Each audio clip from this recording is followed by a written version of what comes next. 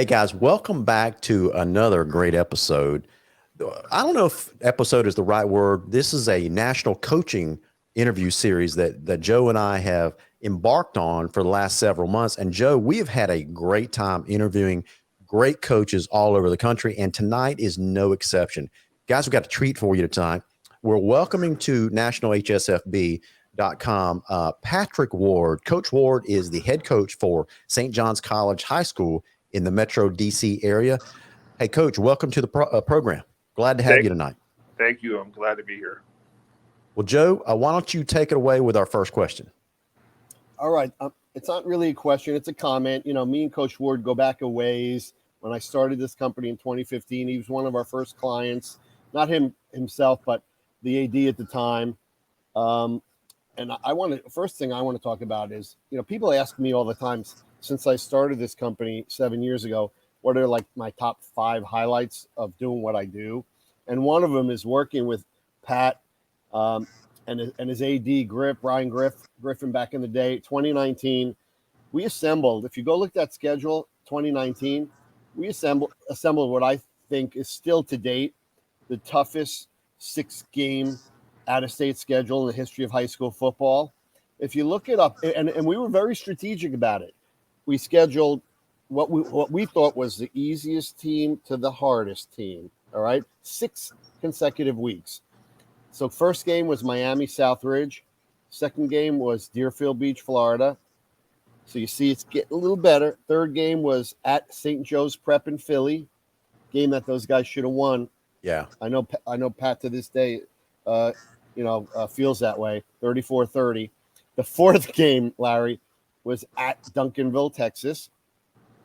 The fifth game, the following week, they hosted IMG. Wow.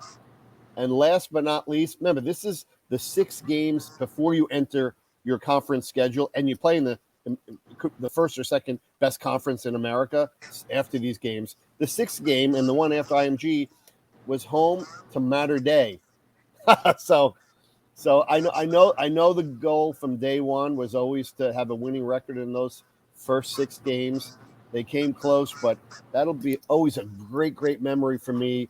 And you know, having the clout to do something like that. Very rarely does somebody say, "Here, Joe, take the reins and build us the best 6-game schedule you can, leading us up into conference play."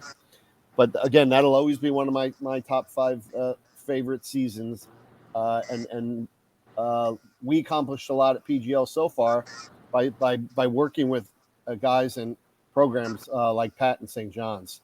It's a great program. They'll play anybody, anywhere. And we'll talk about, you know, this year what they're going to do. Let's delve into that now, out of state wise. Let's start with what many believe, I included, is one of the best out-of-state games all season.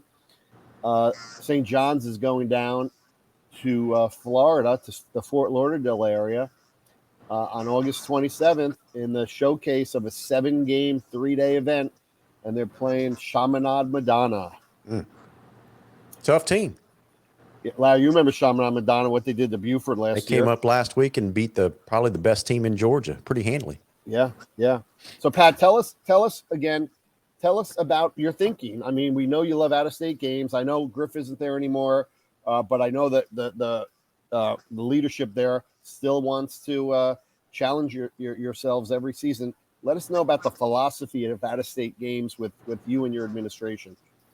Yeah, so I'm very lucky to, have the support of our administration. Our president, Jeff Mancabelli, and our new athletic director, Dennis Hart, actually came from St. Joe's Prep in Philadelphia. So we talk about that game you mentioned a lot. I think for us, it's 2 big things. We have a saying, iron sharpens iron, so that's when we have kids come to St. John's, we talk to them about that a lot, about wanting to compete against the best, wanting to be the very best they could be, pushing one another, not only in the weight room, in the classroom, on the field, in the community. And then 2, we think we have a great brand of football in the DMV, and, we want to go out and measure that against other people, and that's kind of where that whole 2019 started, and some people thought we were crazy, but Griff and I talked about it a lot.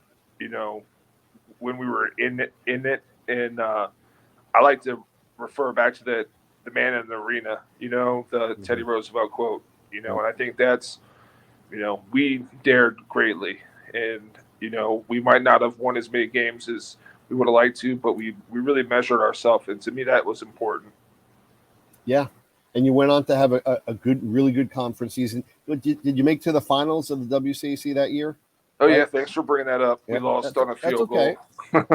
That's okay, but playing those first 6 games, like you said, iron sharpens iron. Playing those first 6 games prepared you for the rigors of a WCAC schedule. No, we were tested for sure, and I think that to me is one of the most important pieces of playing a national schedule is that you're going to be tested. And, I tell our guys, we're gonna play the very best teams around in the country, and it's important that I think now with a lot of these kids, they actually played national games before. It's kind of crazy to think, but they actually played national games in boys club. They're going to Florida, they're going to Texas, and they're playing these games. So they want that too. So that's, that's a big piece of it. Yeah. And let's talk about who else you're playing this year. I mean, we mentioned Chaminade Madonna. Larry, I don't know if you know this or if you took a gander at their schedule. They're also hosting Cedar Grove, Georgia. Joe, listen, all I heard in that whole discussion was Deerfield Beach. And Coach, this is what Joe was warning you about. I'm going to make the complete circle around. So he mentioned Deerfield Beach. Deerfield Beach is coming up to Lowndes this year. So, Coach, when are you coming to Lowndes to play my Vikings? Next year. We can work on it. There you go, Joe. Larry, that's an easy one. Talk to your new coach, and let's make it happen. That would be a great game. I mean, yeah, absolutely. I'd look forward to that. So, Coach, I do have a question for you. In the reading that I read on your background, it looks like when it comes to St. John's and Patrick Ward, it's like a family affair for you guys, right? Your grandfather enrolled in the school way back in 1993. Since then, your uncle has graduated from there, your cousins, your brother graduated from there. I think you said your brother is also your defensive coordinator. Why was it important for you to come back to your alma mater to become an assistant and now the head coach? Yeah, so thank you for asking that question. I like to say for St. John's, it's not a occupation, it's a vocation, and I felt it was a calling. I mean, I played college football at University of Maryland, and then, growing up, my grandfather was class of 37. I had 2 uncles on my mom's side that were 42 and 53. My uncle was 69. I'm 93. My brother's 2005. And so it was more than a job. And honestly, I had some really great coaches when I was there. My head coach, who I coached under when I first got there, John Ricca, and then a guy, only like the guys that played at St. John's would know, Peter Haley, who was kind of like a big brother to me my whole time there, and then in college, and then even afterwards looking after me. So I just wanted to give back, honestly, and I felt like I didn't want to be the guy standing at the bar yelling at the TV while they're running the ball on third down, and I felt like I had a lot of information to give back to the kids. And, I didn't always work at St. John's. I worked at another school for 10 years, but I always coached football at St. John's. So I coached basketball, I coached lacrosse, I coached soccer, pretty much coached everything. So, and I taught PE 3rd through 8th grade. So I have an incredible amount of patience from, it's like herding cats with little kids. So completely understand, man. Great answer. So when I read that about your background, it's like, man, he's going way back. That school must be special for him. So, in another article that I read about you, your former head coach, Joe Casmento. Yep. Right. He was quoted in, I think it was a Washington Post article that I read. I don't want to mess this up, so I'm going to quote him. He says, "This program has grown tremendously and become something that's big and takes a lot of energy and knowledge and connections. Success without a successor is failure. You are the successor. So where do you want to take this program in the next 3 to 5 years? Because he's turned it into something big. Where would you like to take the program?"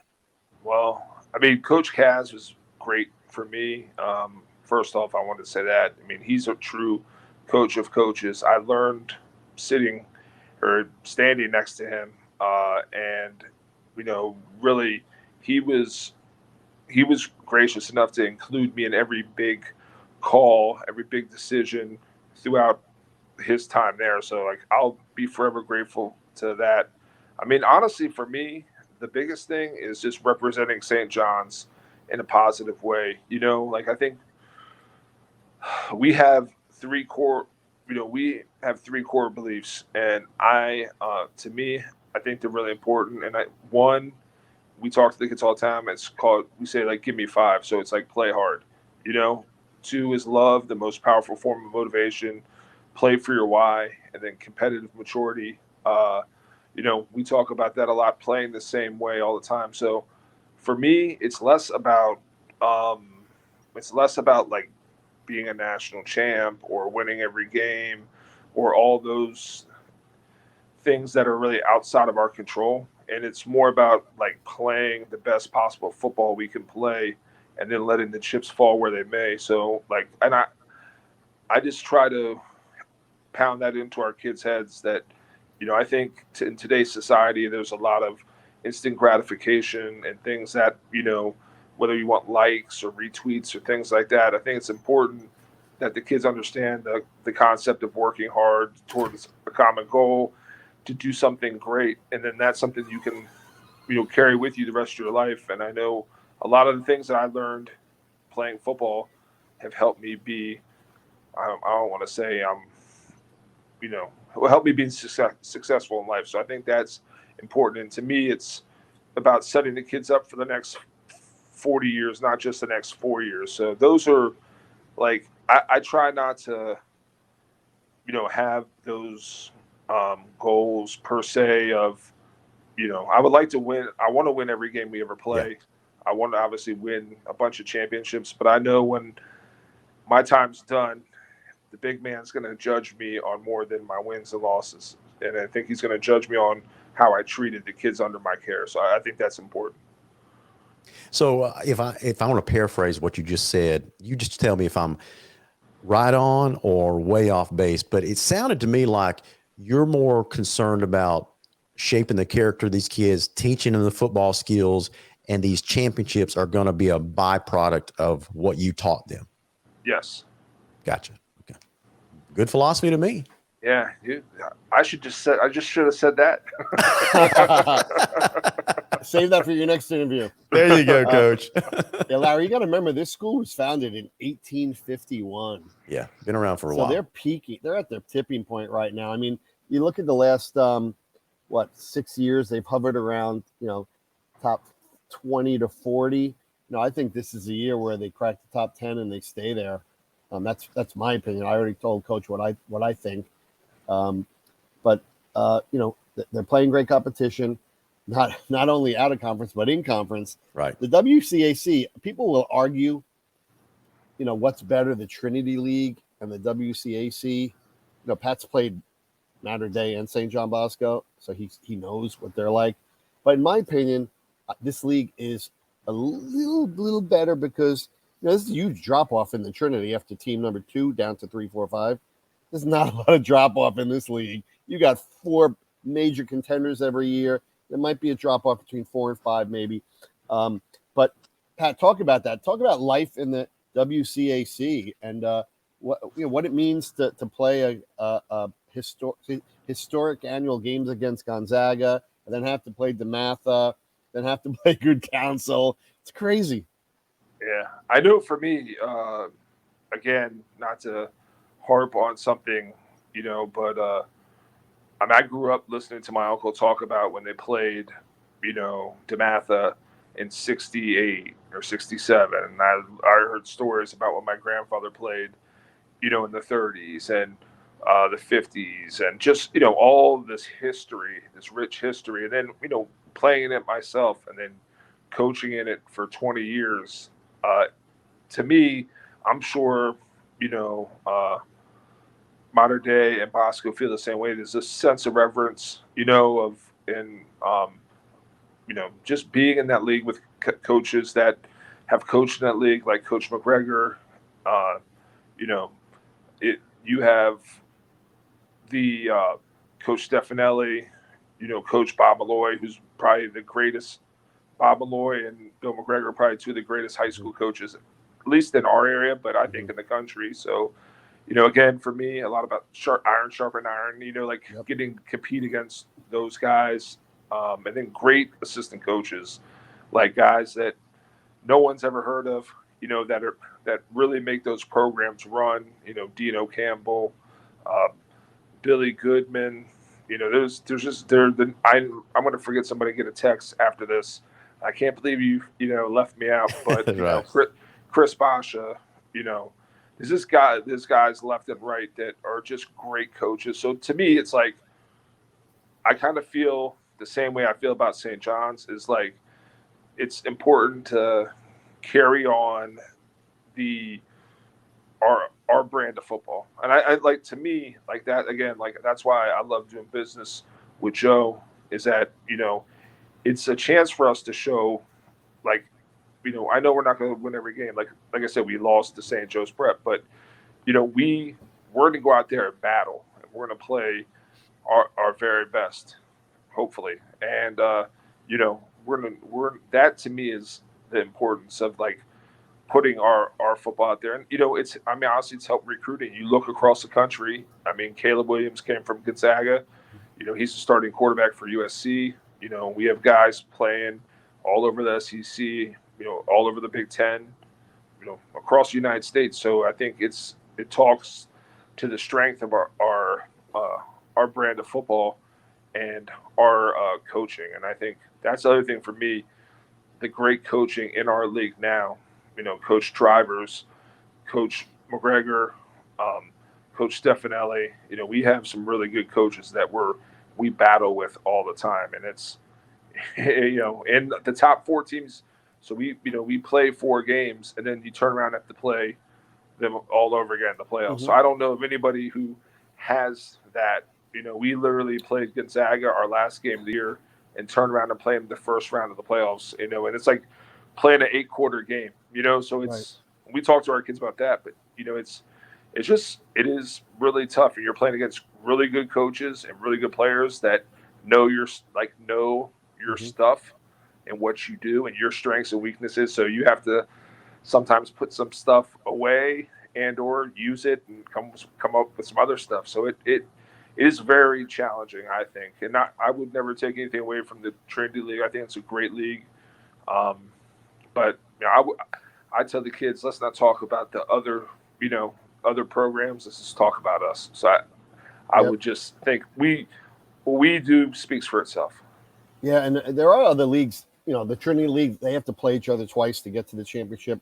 The Big North United with Don Bosco, Bergen Catholic, St. Joe, St. Peter's, they have to play each other twice during the play. So yeah, it's happening around the country. But again, I'll put up your 5 teams, the 5 Trinities against the 5 WCAC. I think you guys win 3 out of 5 there. I know guys have gotten on me on our site for saying that, but I still think that you take 3 out of 5 this year and going forward. But we'll see. It's me, as a promoter, I'm going to be calling you every year trying to get you to play those guys, as I'm calling Coach Rollo and Negro trying to do the same. Because when you all are playing each other, along with the Jersey privates, it's great for high school football. Coach, in your answer, you talked about, I can't remember how many times you used that phrase, your brand of football. It might have been 2 or 3 times. If you think about coaches like Steve Spurrier, he was known for the fun and gun. That was his brand of football. Joe, you ready for this? Kirby Smart at the University of Georgia. He's known for smash mouth football. What is St. John's College High School? What is your brand of football? What are you known for? I think we're known for playing great defense and having a multifaceted offense. I think a big influence in my life has been Noel Mazzoni, my football life. Noel Mazzoni, who's at Texas A&M and UCLA, and then Pep Hamilton, who's at now to Texans, but Stanford, been all over. And they would always say, as a young coach, I would be like, man, I love that play. Yeah. And they'd be like, no, not new plays, new ways. So I think, football is the plays haven't really changed. When football started, they're running triple option. There's teams that are running triple option now out of the gun, and it's what's old is new and what's new is old. So I think I think for me, the thing I learned in college is I always want to play to the strengths of my team. So it could change from year to year. If we have a quarterback that's good throwing the ball, and we'll do that. If we have a better running game, but I do believe in balance. I do believe in dressing up things. So not to be cryptic, but I just think it's gone. Especially when we played this type of schedule, very rarely you're going to be able to ram the ball down someone's throat, and they, you can't block everybody, I tell, people oh, they should just run the ball there. I'm like, well, who's going to block the eighth man in the box? Yeah. Well, Coach, so over the years, you've certainly had the players to pull some of that stuff off. Over the years, you guys had 20, you've coached just your time there at St. John's. You've coached 24 first team all league linemen, 6 All-Americans, 3 NFL players. You've certainly, what is your secret sauce? The players obviously are very good when they play for you.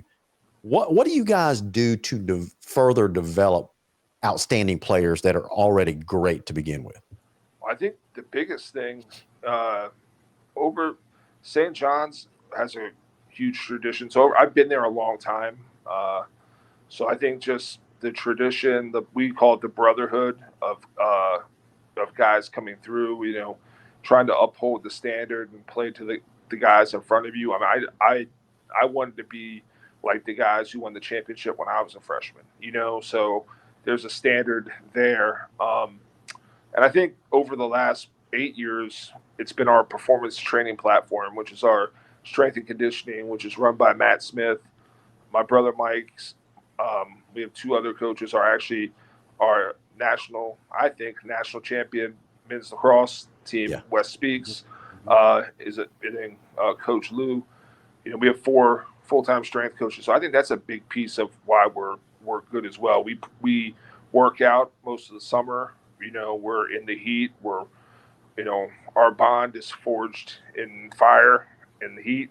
So I think it's important for me, for those to give those coaches, our strength and conditioning coaches do a great job. So I think that's over the last 6 years, I would say that's been one of the biggest things. Over the 22 years I've been there, I think it's the culture of St. John's and the school itself. It's a very diverse school, so you get a bunch of different kids. I'm actually from Herndon, Virginia, which is out by Dallas Airport. So I went to school at St. John's, which is about 50 minutes away. So, I had to commute in. My mom worked, right around the corner, but it was it was not always easy.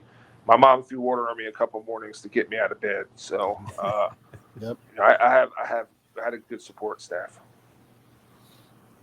Yeah, Larry, and if you look at last year's team, you talked about D and his brothers at DC, 11-0 last year, only gave up 72 points the entire season. That's 6.5 points a game, 5 shutouts.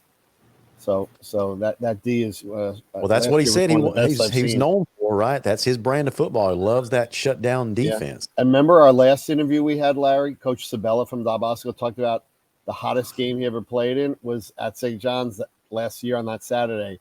It was a scorcher. Yeah, it's. People like to talk about how hot Florida is and how hot Texas is and California, but I'm like, people forget DC was built on a swamp.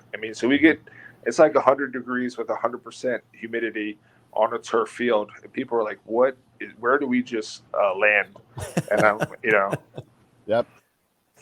Well, I saw a picture of your campus. It is a beautiful campus. It Larry, really the is. facilities there are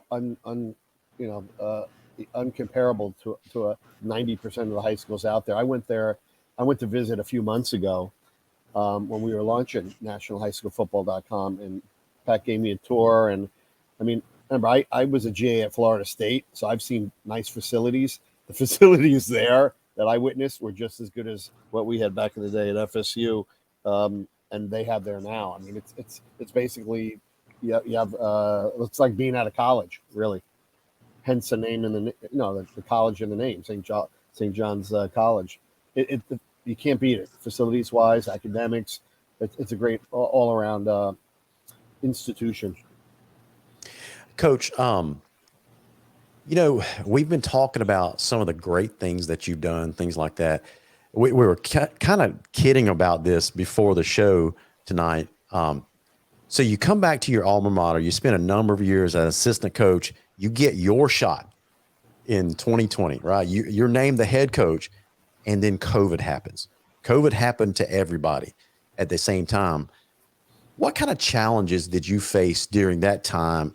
And do those challenges move forward? Are you still experiencing those same challenges now that we're I'm hoping to get past this pandemic? So what kind of challenge did you face then, and do you still face them now? That's a great question. So I would say, first off, challenges, we couldn't practice in DC. So for we could work out outside from July to October. And then I actually got COVID and was hospitalized, so I was in the hospital for 5 days.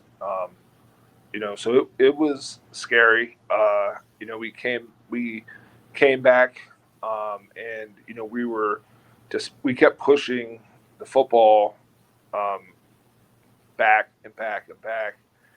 So, and I'll be honest with you guys. Like, part of me was like, I don't know what's in store. Like, is it better just to practice? And you're thinking about the kids going to college, and we're trying to make sure, life goes on, but it's not. And, there's all these roadblocks being thrown up by things that happened with COVID. So we got in and started playing. But I mean, the first 3 weeks we were traveling an hour each way to practice for 2 hours. Wow.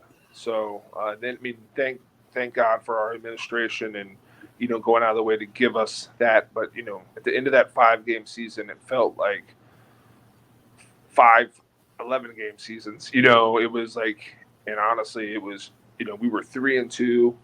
But we learned, I know me personally, I mean, my first game, I was calling the offense, and I realized that that's something I couldn't do and be a good head coach. So I have a great offensive coordinator, someone I trust, Antoine Bailey. I handed it off to him, and our offense, took off.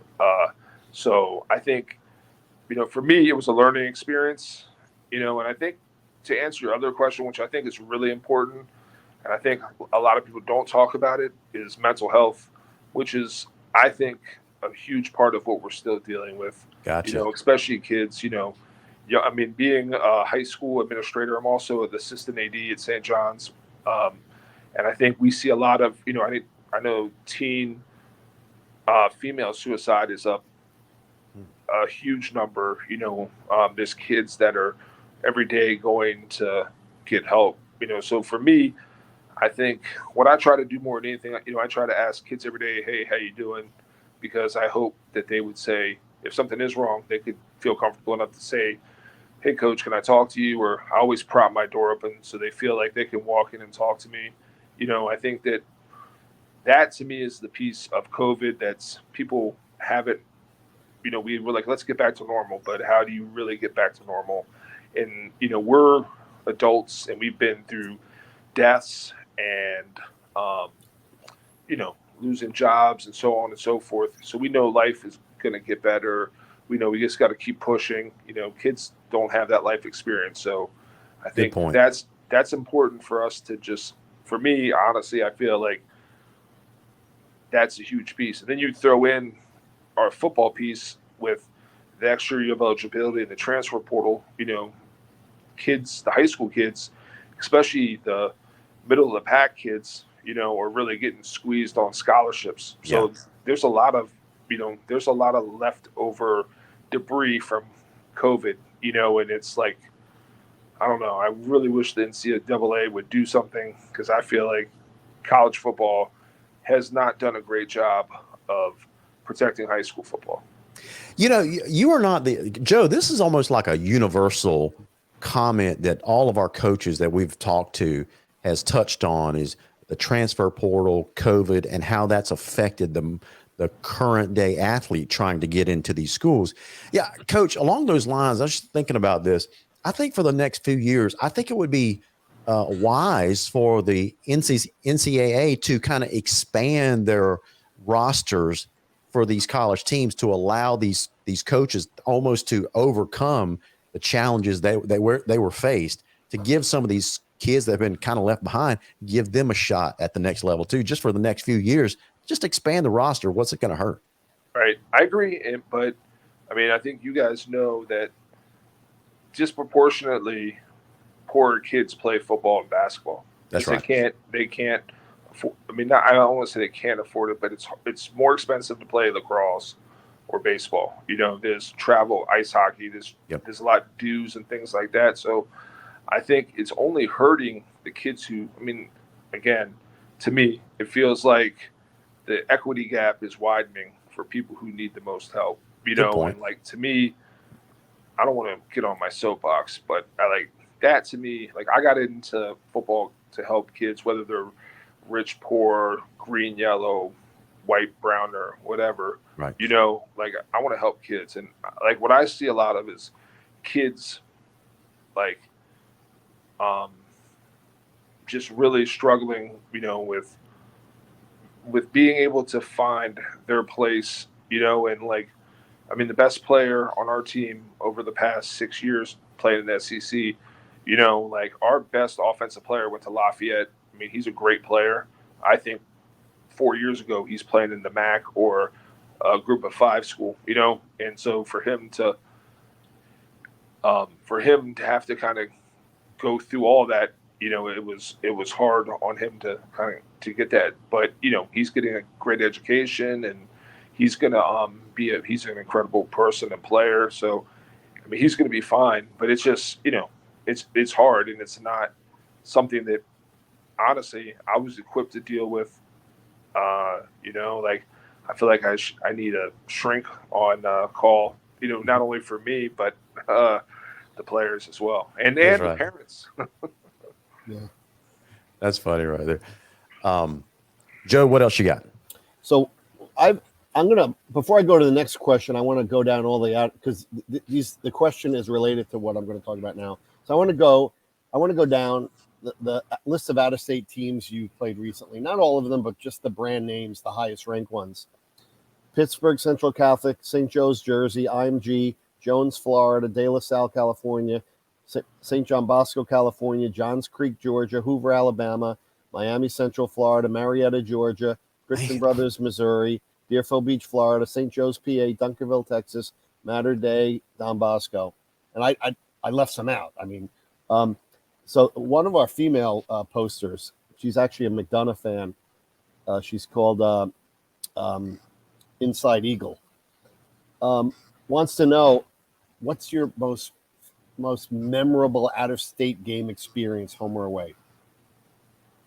So it's a great one. It's Hoover, because we started on one day and finished on the other. So we're playing Really? Hoover. Yeah, so we play Hoover Friday night. Not a lot of people know the story, but we play Hoover Friday night, and it's a rain delay, lightning. So we're like waiting. It gets to be about, I don't know if they were up 7-0 or we were up 7-0. I can't remember. But we're like waiting to play, and finally they're like, "Well, thank you all for coming down," and we're like, "No, man, that's not going to work for us." So we're like, "Let's play tomorrow." and they're like, okay, but we can't play at noon. They're having all the regular all the other high school games, so we play at 9 o'clock the next morning. So my brother Mike and Wow. our athletic director Griff stay at the we're playing at the Met, like down there, and it's kind of like a minor league baseball field That's too. right. So we wash the uniforms, put them in a bag. I go back to the hotel, and we get the kids food. They go to bed. We have to get them by this time. It's probably 12:30. We have to get them up the next morning about 7:30 to have breakfast and get over to Hoover to play. Now, this is the part that nobody knows about is that we were supposed to fly back the next day at like 1 o'clock. So we had to find a way home. We canceled our flights, got the money back, and we were able to find a company. I'm in Alabama, and I'm asking myself, because I'm also in charge of transportation for the athletics. So I'm like, who is the biggest entity in the state of Alabama football? So I called Mike Loxley, who was with them at the time, and he coached me. He was a running backs coach when I was playing offensive line at Maryland. And I said, Coach, I'm in a bit of a jam. And I explained to him what was happening. And he sent me, I'll never forget the guy's name, Ellis Ponder was one of their, I think he's still with them. And he helped me get a bus company. And it was confirmed at 8:45 before we kicked off. We ended up winning that game. I think 42 to 14. I just looked it up. 42-14. So we won that game, and Wow. And we drove back 15 hours. So that was quite the experience. And we played. I mean, the close second was playing at Mater Dei and having a prayer service. With them the next day. We're both Christian Brother schools, so that was very, very cool. And getting to see, like, that was really our first big game, and just getting to see. I think we won it. That was 17. We won the championship that year, and I think for us, what it showed us and our kids was that like De La Salle, the culture they had, how hard they worked. Like what made De La Salle for, I think they won 200 and some odd games. Like it was the culture, it was the kids, how hard they played, how the coaches coached. It was, to me, like those two stand out in my mind more than anything. Coach, you're talking about De La Salle and famous coach Bob Ladouceur. Yep. And one of the things that he was known for was he told his players all the time that I don't expect a perfect outcome, but I do expect perfect effort. And that's what you're alluding to. It sounds like the culture that you're building there at St. John's. One other bit of commentary is, I'm glad y'all won that game against Hoover, because that would have been a long bus ride home. Yeah. Hey, the good thing was, so it was opening week of football, so the buses had satellites, so we were actually able to watch football the whole way home. So that was nice. But the windshield wiper stopped working in somewhere in Tennessee, so we had to pull over. I was like, it's interesting, kids' sense of how close we are. We got into Virginia, they're like, we're almost home, and I was like, nah, we got about 4 more hours. Yeah, absolutely. Yeah. Hey, listen, I'm not sure how many questions that Joe has left, but this is my last question for you. I saved this one to last because you and I were talking about this, and I told you I was going to ask you this question on the show. So give me time to think about it. You said something interesting to me in our just banter back and forth, friendly banter. You said, and I quote, championships are made during the off season. I've heard coach after coach after coach say that. I never actually asked them what they mean by that. But what did you mean by that? You were pretty adamant when you said that championships are made in the off season. What did you mean by that? I think I alluded to it earlier, but our championships are forged in the fire, and for us, I think it's about building a team, Yep. and we talk a lot to our guys about, like, yes, it's about getting the individual players prepared. And that's an important piece of it, like you need to know how to catch, throw, block. You need to know how to execute plays. But to me, I think the biggest piece is a team. Like, the greatest teams are not always the best collection of talent, so having talent helps, for sure. But I think, to me, building a team, working out next to the guy that you're going to play against and seeing him sweat and maybe throw up and get back out there and keep working and pushing himself, and you're pushing him and he's pushing you. I think, to me, like, that is the importance of that off season, and just, again, for me, building a team, like being the very best you can be, um, and just, for us, living up to those, three core values that, we always talk about. Like, I think the one thing that we say a lot is control the controllable. So, like, we're going to work out, we're going to be in great shape, we're going to play really hard, and we're going to control the controllables. We're not going to, we're not going to turn the ball over a lot. We're not going to get a lot of penalties, because if you do that, you're not going to play for us. Great answer, Coach. Joe, what else you got? Yeah, no, last question. It just came in from one of our actual Hoover fan posters, Najee Bubba. Wanted to know, can you just help us learn more about your top players that are expected to do well this year? I know you have at least one 5-star, a couple of 3-stars. Let us know who we should be looking for when we see you on national TV and on Flow and throughout the 2022 season. Man, see, you guys can get me in trouble because I'm gonna forget somebody. But we have a really good offensive line returning. I think, I think games. I'm an old offensive line coach, so I think games are one up front. We have a great defensive line. So offensive line, we have Jordan Seaton, who's a 5-star. He's a 24.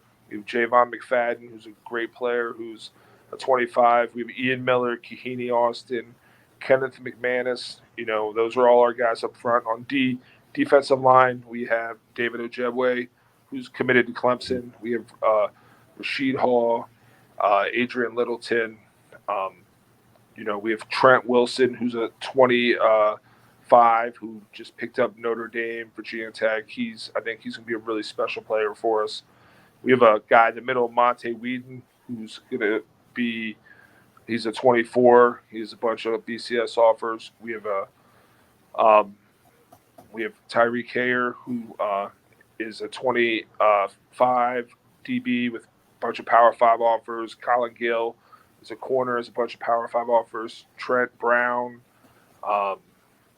Rohan Davey committed to Cincinnati on defense. And then on the offensive side, we have a great two-headed monster running back, Dejon Riggs and Cinque Blunt. We have Sean Williams, who is he's down at Clemson, actually, I think tomorrow, going to camp. Asa Gregg, who's a really good player, and then Amir Ross Jones. I'm forgetting some guys. So, but I mean, to me, again, I think, I'm forgetting the most important one. We have our quarterback. We have 2 quarterbacks. A returning will be a senior, Miles Slade, and then a guy who just came in to us, Isaiah French, who's a 25 as well. So I'm really excited for our team, but I think I just tell them, like, we look good on paper right now. Yeah, we got some good players. Yeah, we look good. But, that doesn't mean that we're going to be a good team. That's what the offseason – they've worked really hard in the offseason. We've gone from January to we just finished. We've been about 5 months working really hard. So I've been very proud of them. We've made some great gains, had a great spring ball. We're not allowed to go in pads, but we had probably, 14 like workouts, so out on the field. So I think we've made a lot of progress, and I'm excited for the summer. We start a backup training June 13th, and we go throughout the summer. We go Monday through Thursday in the morning. We're off the week of July 4th, and we start camp August 2nd. So it's right around the corner. But I'm really excited about our team. I think that for us, our strength lies in being. I think I would like to think. I know Larry, asked this question before, and I was just thinking about it. Is I would, what our brand of football is like team ball. If that makes sense. Like it's about the team. It's not about an individual person. It's not about stars and ratings. It's about everyone playing together, being the very best they can be. If that's what I think I would want my team to be about. Coach, I've thoroughly enjoyed, I'm sure Joe has as well, thoroughly enjoyed this conversation with you tonight. Wish we had more time, but I want to respect the time that you have for the rest of your evening. Thank you so much for joining us at nationalhsfb.com. Hope that you come back and join us again. I really can't wait until the end. It's kind of weird to say this. Can't wait to see how you guys progressed all the way through this year and into the playoff season. It sounds like you've got St. John's on the trajectory that you want them to go. It sounds like you guys are you're in a tough league. What Joe says that you're in the toughest league in the country. I would beg to differ. I think Region 17A in South Georgia, Joe is the toughest. But that's just, I'm a little biased there. We'll make it happen. We'll try to make it happen, and we'll know for sure. How's that? There you go. Well, hey, that's the great thing about America. We can all have our own opinions. Absolutely. Well said, Coach. With that said, guys, if you've enjoyed this conversation and our many others with some fantastic head coaches all across the country, make sure you check out all our videos at Pregame Blitz YouTube channel and our national website, nationalhsfb.com. Join the website, join the conversation. We can't wait to talk to you guys more about this great game that we love of high school football. Again, once again, Coach, thank you so much for joining us. Thank you. Yeah, absolutely. You guys have a great night, and we'll catch you on the next interview. Coach, best of luck this season. Thank you so much. See you, Pat. Thanks, Joe.